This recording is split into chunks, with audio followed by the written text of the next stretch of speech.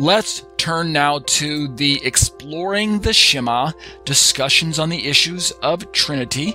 So what we're going to do now is pick up the study, pick up the reading, and we'll probably conclude with this paragraph and this paragraph tonight. Let me read down through the paragraphs first, and then I'll go back and explain any part that needs to be elaborated on. So I say, is the concept of a Trinitarian God truly logically incoherent? Is it really that the Bible just doesn't make sense?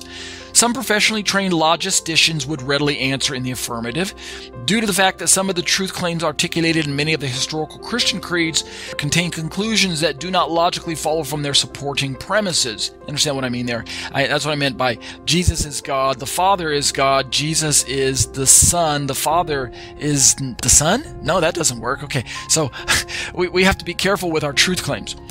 I go on to say, however, as we shall find out later on this study, one of the most often encountered solutions to the logical problem of the Trinity, utilized across a wide spectrum range of trained and untrained religious folks, is a non-logical appeal to mystery, referred to as Mysterianism by philosophers in this field. So, when we reference Mysterianism, this is a proposed solution that actually appears to warrant what I describe as a satisfactory amount of biblical support for many Christians, both theologians and laymen alike. Let me read this particular paragraph here, and then we'll draw our study to the close. It has come to my attention as one who answers a lot of email on this subject that the everyday, familiar terminology used both in the Bible as well as by Christians can also lend to misunderstandings among both those for and against this tripersonal position. Indeed, many Unitarians believe it's not wrong to worship Jesus because God himself demands that we followers worship him, and therefore they don't have a problem worshiping Jesus even though he's not God. They worship Jesus as the exalted human that God himself exalted to his very right hand. So let's continue. The word Trinity is not found in the Bible. I mentioned over and over again, and skeptics like to say this. Yeah, the word Trinity is not found in the Bible. Yeah, but the word unity or Unitarianism is not found in the Bible either. Nor is the word, as I mentioned, omnipotent, even though we find it in a translation of a passage from Revelation, omnipotent or omniscient or something like that. These are terms that aren't found in the original Greek. They do show up in translations. Yeah, that's true. But, I mean, if we're going to get technical, yeah, these words don't show up in the Greek. But big deal. We know from inference that there are many things that are inferred from passages, and we can draw logical deductions from what is inferred there, even without the terminology. So that argument from silence is actually a weak argument itself. So yeah, Trinity is not found in the Bible, but the later coinage of it by Christians usually means one thing to anti-missionaries and non-Trinitarians when we say Trinity. And what that means, unfortunately, is three gods. And I go on to say, does it convey that meaning to among educated Christians? No, it actually doesn't. There is that equivocation on the word God. So, does it mean three gods? No. Orthodox Christianity, naturally including those in the Western as well as the Eastern Church, do not, capital N-O-T, espouse to a belief in three gods, right? We have to go over this over and over again, but I think most people should be aware of this by now, but unfortunately, some Unitarians and some skeptics and some oneness Pentecostals like to create what's called a straw man argument by saying, look at those Trinitarians, they're worshiping three gods. That's a straw man argument. All right. The very language of the foundational ecumenical viz. Patristic church creeds, i.e. the Nicene, the Apostles, and the Athanasian creeds, will instantly affirm this truth. Go back and read them for yourself. They are actually combating tritheism and Arianism and some other forms of heresy that we talked about last week. Thus, as the creeds will readily express, the term Trinity has been historically used to convey a belief in a single God who nevertheless has been written about in the Bible using what we call triadic language, right? We don't have one verse, barring the extra verse that's been added later in the 1 John passage about how there's three that bear witness in heaven.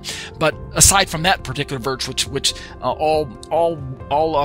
educated translators understand is an insert into the Bible. So unless you're reading the KJV version or one of the older types of versions that use the Byzantine manuscripts, then you're aware of this particular insertion. But otherwise, the Bible doesn't come right out and say that God is triune.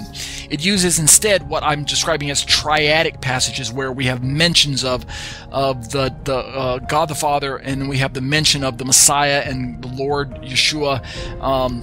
And then we have mention of the fellowship of the Holy Spirit and things like that. And there are various passages in the Bible, particularly the New Testament, or some in the Old Testament, that talk about different parts of God interacting with humans on different levels. But we end up with what are called triadic passages, not necessarily Trinity passages. Understand the careful distinction there. So the Bible has triadic language, i.e. Father, Son, and Holy Spirit. Christians need to take care when using the word Trinity around unsuspecting listeners, since words outside of context can unintentionally carry, there's my favorite E word again, equivocation. Yeah, I'm really hoping to convey to those of you who are listening to this commentary and watching these YouTube videos that you probably want to avoid ambiguity if at all possible. You want to avoid equivocation if you can. In other words, you want to probably supply the surrounding context behind what you mean, and you probably don't just want to slap a bumper sticker on your car that just simply says Jesus is God, because it's so ambiguous. It's so open-ended. Your words can be misunderstood and misused, and it's kind of like the danger that's posed by the whole SMS culture today of the short sound bites. You know, you've got Twitter, and you've got Instagram, and you've got Facebook, and you've got these ways in which to send this very short, 10 words or less text. What did I say, Twitter? Did I say that? A tweet? You can send this short little blurb out to the entire world, and unfortunately, without the surrounding context of a longer explanation, people can come along and twist your tweet. Twist your tweet. Please don't twist my tweet, right? Twist your tweet. That just sounds so cute. Twist your tweet to saying anything they want to, right? You don't want to do that. That's why I say you want to probably avoid equivocation if at all possible, i.e. ambiguity and double meanings. So you want to avoid that if all possible. I say in the closing part of this paragraph here, a simplistic solution to ambiguity is to usually, when we're talking about equivocation and ambiguous statements, a simple solution is to disambiguate by articulating the context. I go on to say, indeed, among rising modern critics of the biblical Trinitarian concepts of historical importance, many of the apparent contradictions presented by Trinitarian metaphysics turn out not to be formally contradictory, but merely apparent contradictory results based on the absence of further clarification. What I'm trying to say by that is that in plain language, I go on to say it in my commentary, in plain language, the Bible doesn't supply all the technical wording that we moderns would like to see in order to satisfy our ontological itch.